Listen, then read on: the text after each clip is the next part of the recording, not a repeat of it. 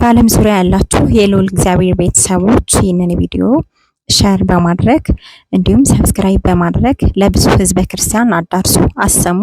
ዛሬ በእናታችን በኮኬለሽ ማርያም ገዳም ተገኝተናል። እንግዲህ ኮኬለሽ ማርያም ገዳም ከአዲስ አበባ 130 ኪሎ ሜትር ርቀት የምትገኝ ሲሆን እንዲሁም ከደብረ ብርሃን 5 ኪሎ ሜትር ገባ ብላ የምናገኛት ጥንታዊት ገዳም ነች። በ1972 ዓመተ ምህረት የተመሰረተች በዚህ ገዳም 5 ገዳማትን የምናገኝም ይሆናል።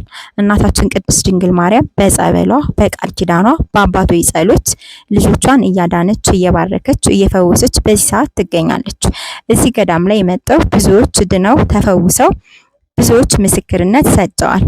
ወደዚህ ገዳም በመተት ስራት ታስረው የመጡ አይነ ስውራን ድውያን እዚህ ቦታ ላይ ከካንሰር ከኩላሊት ብዙዎች ድነው ተፈውሰው እዚህ ቦታ ላይ እንግዲህ የቃል ምስክርነታቸው ሰፍሮ ይገኛል ማለት ነው።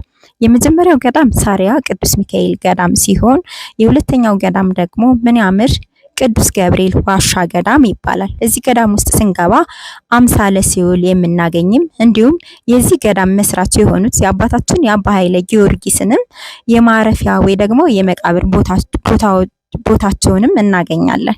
በዚህ ዋሻ ውስጥ የፈለቀ ጸበልም ይገኛል። በዚህ ሰዓት ላይ ከዚህ ዋሻ ውስጥ ጸበሉን እያወጡ ለኛ በረከት እየሰጡን ይገኛሉ። ወረድ ስንል ደግሞ ቅዱስ እግዚአብሔር ዋሻ ቤተ መቅደስን እናገኛለን። ይህ ዋሻ አባታችን አባ ኃይለ ጊዮርጊስ መጀመሪያ የፈለፈሉት ወይ ደግሞ የመሰረቱት ገዳም ነው ማለት ነው። እንዲሁም ሶስተኛ የእናታችን የኮኬለሽ ማርያም ዋሻ ቤተ መቅደስን የምናገኝ ሲሆን ቀጣይ የቅድስት ሥላሴ ዋሻ ቤተ መቅደስን እናገኛለን ማለት ነው።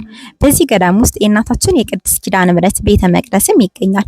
እንዲሁም ወደዚህ ቦታ ስንመጣ 5 ጸበላትንም እናገኛለን። የእናታችን የኮኬለሽ ማርያም ጸበል፣ የቅዱስ ገብርኤል ጸበል፣ የቅዱስ ሚካኤል ጸበል፣ የእናታችን የቅድስት ኪዳነ ምሕረት ጸበል እንዲሁም የአቡነ ገብረ መንፈስ ቅዱስ ጸበልንም እናገኛለን ማለት ነው።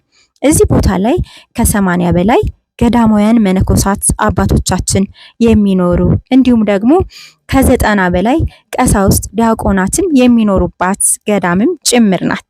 ይቺ ገዳም እንግዲህ በጣም ብዙ የሱባኤ ዋሻ ፍልፍሎችም የሚገኙ ሲሆን ገዳሟ እንግዲህ ለሱባኤ ምቹ ነች ማለት ነው። ለምዕመናን ለሴቶችም ለወንዶችም እንዲሁም ለመነኮሳትም ምቹ የተዘጋጀ የሱባኤ ዋሻዎች ይገኛሉ። በዚህ ገዳም ላይ እንግዲህ ህዝበ ክርስቲያን እዚህ ቦታ ላይ ሱባኤ ለመያዝ የምትመጡ የአንድ ቀን ደጅ ጽናትም ሲኖረው ወደዚህ ቦታ ላይ እንግዲህ በሽምብራና በሶም ሱባኤ እንደምንይዝ ላሳስባችሁ እፈልጋለሁ።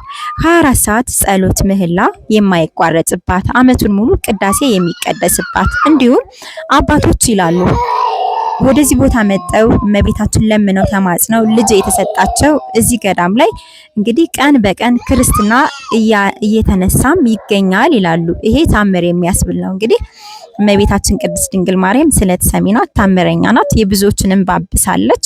እናንተም በዓለም ዙሪያ ያላችሁ የተጨነቃችሁ ተስፋ የቆረጣችሁ ወደዚህ ገዳም እየመጣችሁ የእናታችን የቅድስት ድንግል ማርያምን በረከቷን ቃል ኪዳኗን አግኙ። ወደዚህ ገዳም ስትመጡ ንስሐ መግባት ትችላላችሁ። ቄደር መጠመቅ ትችላላችሁ። ምቹ የሆነ እንግዲህ ከሳምንት እስከ ሳምንት አባቶች ተመድበው ንስሐ እየሰጡ ይገኛሉ።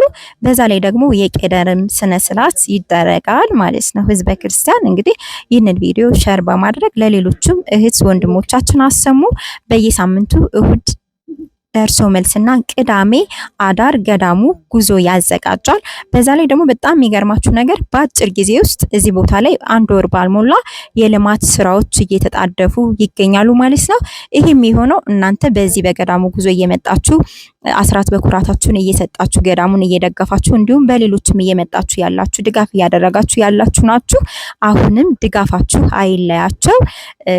ካጠገባቸው ከጎናቸው ሆነ ልንደግፋቸው ልናግዛቸው ይገባል። እናታችን ኮኬለሽ ማርያም ለደጇ ታብቃችሁ። እንግዲህ ለዛሬ ይሄንን ካልኳችሁ ቀጣይ ደግሞ በተለያየ ቪዲዮ እንመጣለን። የአባቶቻችንን መልእክት እናስተላልፋለን። እመቤቴ ቅድስት ድንግል ማርያም በያላችሁበት ትጠብቃችሁ። እመቤቴ ሰላም ታገናኘን። መልካም ጊዜ